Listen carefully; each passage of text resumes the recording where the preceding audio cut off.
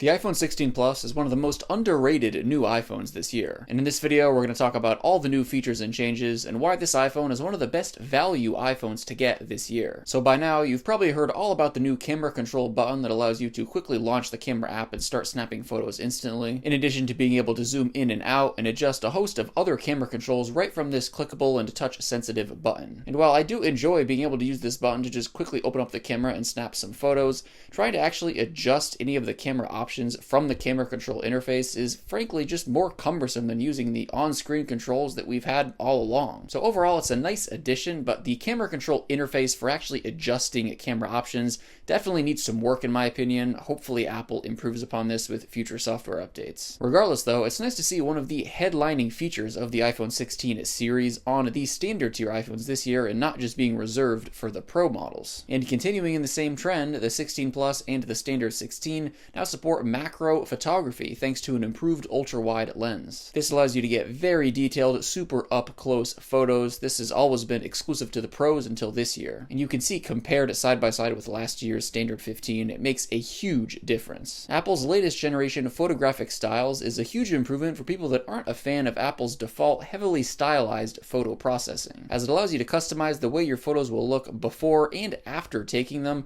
with a lot more granularity than any iPhone before the 16 series. This is another one of those features that I'm very happy to see Apple bringing to every iPhone 16 model and not just holding it back for the Pros like they easily could have done. As much as most people probably don't have the desire to fine-tune the way that their photo processing works, there's definitely a handful of people that do. So as much as the 16 Plus here doesn't have that third telephoto zoom lens that supports up to 5x optical zoom or a higher 48 megapixel ultra wide lens, it has 90% of what the latest and greatest top of the line 16 Pro Max has, including a 48 megapixel main camera lens, which is really what counts the most. By the way, the 16 Plus and the standard 16's main camera lens now features a new anti-reflective coating, which should hopefully help reduce lens flare. Here's some photos and a video taken on the 16 Plus, the 16 Pro Max, and the previous generation iPhone 15 and the iPhone 14 for comparison. All these photos on every iPhone is taken with no photographic styles edits applied, just the default settings to keep things even and fair. And I just want to take a moment and thank RingConn for sponsoring this video. The RingConn Gen 2 is the first smart ring to provide sleep apnea monitoring, which you can view the data for within the RingConn app on your iOS or Android smartphone. Based on deep learning, RingConn internal lab was proved to deliver 90.7% accuracy identifying obstructive sleep apnea. And the ring also tracks your heart rate, blood oxygen, sleep, activity, and much more, all viewable within the RingConn app. RingConn Gen 2 offers 10 to 12 days of battery life, with 150 plus days of use when paired with a portable charging case. It's also the world's thinnest and lightest smart ring and is IP68 water and dust resistant, so you don't have to worry about getting it wet. I personally enjoy checking my heart rate when working out and just seeing what my resting heart rate is. And I'm also a big fan of the sleep tracking, as the RingConn app breaks down the data into very digestible pieces of information. I'm a big fan of smart rings as you get so many of the benefits you'd get from wearing a smart watch, but in a much more unobtrusive and minimal form factor. And the RingConn Gen 2 here, being again the thinnest and lightest smart ring on the market, is about as unobtrusive as you can get. So check out the link in the video description down below to learn more about the RingConn Gen 2.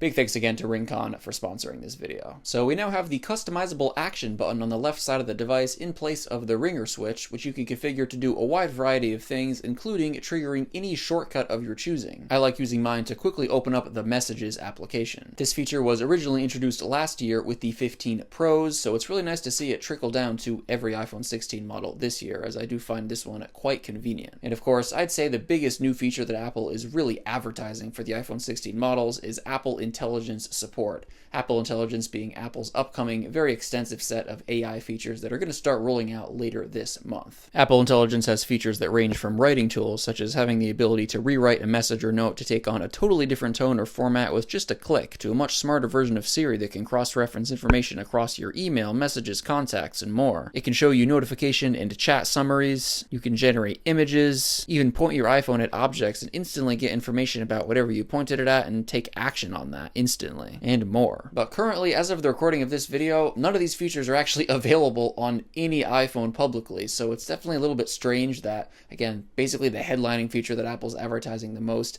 isn't even available yet. But again, these features will start to roll out with iOS 18.1, which is coming out towards the end of this month. And then after that, the rest of the features will gradually start to roll out throughout the remainder of this year and into next year. Clearly, Apple wants to show the public that they're invested in AI, even if they're not quite ready to ship these features yet. So obviously, as of right now, I can't comment on the usability of any of these features, so we'll just have to wait and see as they start to roll out. So of course, the iPhone 16 Plus and iPhone 16 feature a new A18 processor with 8 gigabytes of RAM, a 2-generation upgrade over the previous iPhone 15 Plus and iPhone 15's A16 processor with a lesser 6 gigabytes of RAM. This newer processor and more RAM being the reason that these phones support Apple Intelligence and the previous generation iPhone 15s don't, according to Apple. However, of course, in addition to enabling Apple Intelligence support, the A18 chip brings some nice processing power improvements to the table. Of course, you're not going to notice any of these improvements when doing typical day-to-day tasks on your iPhone, but you might notice it when pushing your iPhone to its limit,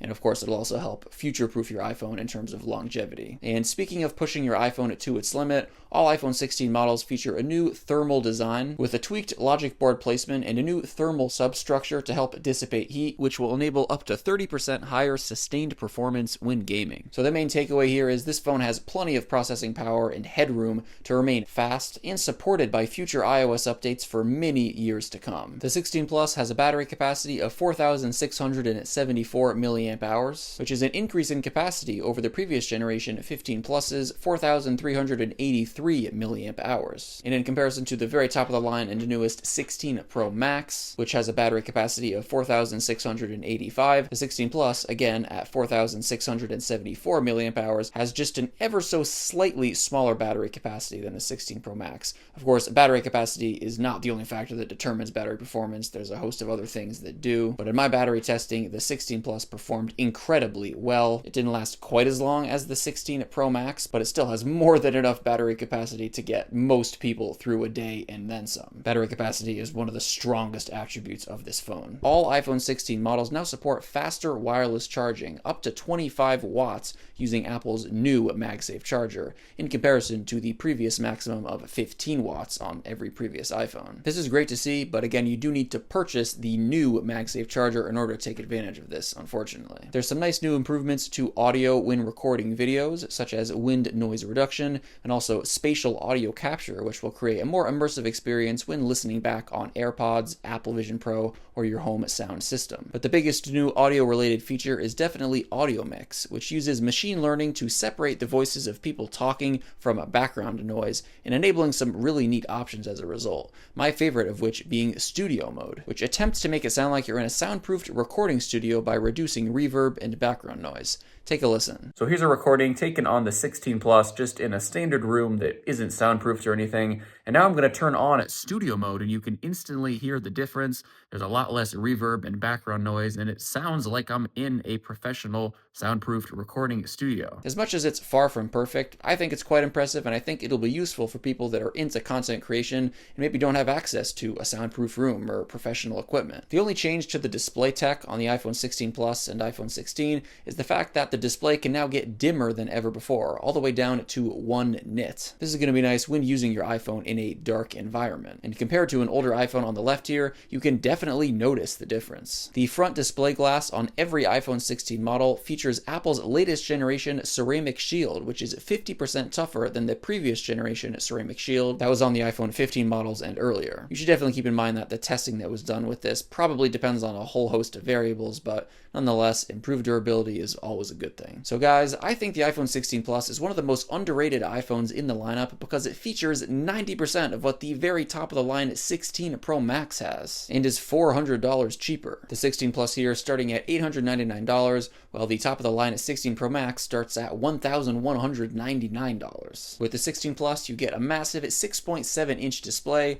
while the 16 Pro Max only has an ever so slightly larger 6.9-inch display, which is honestly barely noticeable. You get the new camera control button on every iPhone 16 model. You get full Apple Intelligence support on every iPhone 16 model. You get the new second generation photographic styles feature on every iPhone 16 model. You get the customizable action button on every iPhone 16 model. And you get the new audio mix feature on every iPhone 16 model. This year, the Pro iPhones really only have a few niche features over the standard iPhones. Of course, other than the topic of cameras, which is definitely a noticeable change, where the Pros have that third additional telephoto zoom lens that again can go all the way up to 5 times optical zoom, but the standard iPhones again have up to 2 times optical zoom, and that's going to be enough for most people. And the other difference for some people is the fact that the Pros have a ProMotion display that can go all the way up to 120 Hz, while the standard iPhones have a fixed 60 Hz display refresh rate. So animations and scrolling are going to look smoother on the Pro iPhones. This is one of those things that people in the tech space know a lot about and care about,